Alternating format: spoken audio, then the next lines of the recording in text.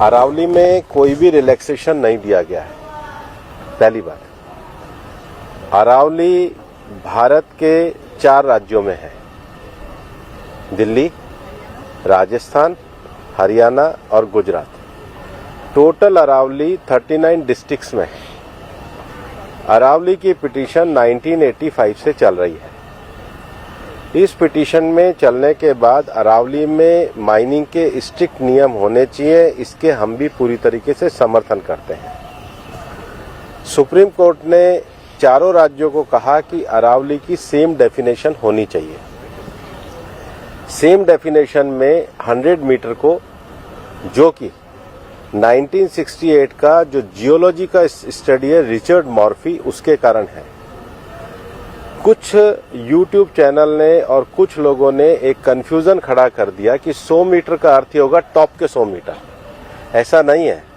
उसका जो base structure है, जो पर्वत का बेस स्ट्रक्चर है, अगर वो जमीन के अंदर भी 20 मीटर है, वहां से लेके 100 मीटर तक प्रोटेक्शन है।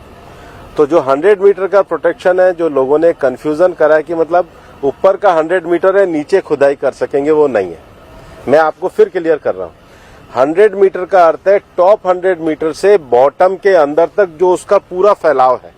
पहाड़ी तो ऐसे होती है, तो उसका बॉटम तो बड़ा होता है। जहां तक उसका बॉटम जाएगा वहां से लेके 100 मीटर तक प्रोटेक्शन है। और अगर एक पहाड़ी और दूसरी पहाड़ी के बीच में 500 मीटर का ही गैप है, तो वो जमीन भी अरावली रेंज मानी जाएगी। इस डेफिनेशन के आने के बाद 90% से ज्यादा एरिया प्रोटेक्टेड एरिया में आ गया। 90% से ज्यादा।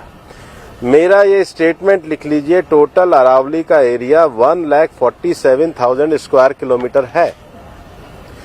इसके बाद केवल अभी की जो मेरे पास 39 डिस्ट्रिक्ट है, केवल 217 किलोमीटर, मतलब 2% में ही माइनिंग हो सकती है। और वो भी हर तरीके से नहीं हो सकती। उसके लिए भी सुप्रीम कोर्ट ने डायरेक्शन दिया है कि आपने जैसे सारंडा और झारखंड में एक पूरा पहले माइनिंग प्लान बनाया है, वो प्लान तैयार करिए। वो प्लान तैयार करने के बाद भी ICFR जो इंस्टीट्यूशन है उसकी परमिशन होगी, उसके बाद ही परमिशन मिलेगी। दिल्ली में कोई भी माइनिंग अलाउ ही नहीं है, ना होगी। मैं फिर दोहरा रहा हूं, दिल्ली के अरावली हिल्स में माइंस पूरी तरीके से बैन है। अरावली में लगभग 20 से ज्यादा फॉरेस्ट रिजर्व प्रोटेक्टेड एरिया वो एज इट इज रहेंगे।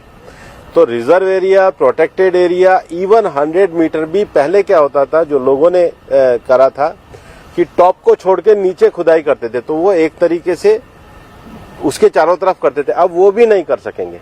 तो मुझे लगता है सुप्रीम कोर्ट ने जो निर्णय दिया है, ministry of environment, survey of India, geological survey of India, और जियोलॉजिकल सर्वे ऑफ इंडिया में जो इंटरनेशनल स्टैंडर्ड है रिचर्ड मॉर्फी, उसको दिया है। उसके बाद भी मामला सुप्रीम कोर्ट में है।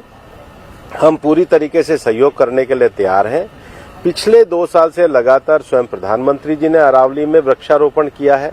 ये सरकार पिछले 2 साल से ग्रीन अरावली का मूवमेंट चला रही है। मैंने खुद ने पिछले दिनों उदयपुर में सारे DFOs की, मतलब चारों जिलों के 39 DFO की मीटिंग करी है। हम हर डिस्ट्रिक्ट में अरावली की नेटिव स्पीशीज का एक नर्सरी लगा रहे हैं। हम ग्रीन अरावली के लिए प्रतिबद्ध हैं। ये एक झूठ फैलाया जा रहा है। और सबसे बड़ी बात है कि ये जो रिपोर्ट है, ये 2006 से राजस्थान में ऑलरेडी लागू है। इसमें कुछ भी एडिशन नहीं किया गया, बल्कि अरावली के टॉप से लेके और जमीन तक, मतलब जमीन से पूरा ऊपर 100 जो स्ट्रक्चर है, वो सारा प्रोटेक्टेड की श्रेणी में आता है।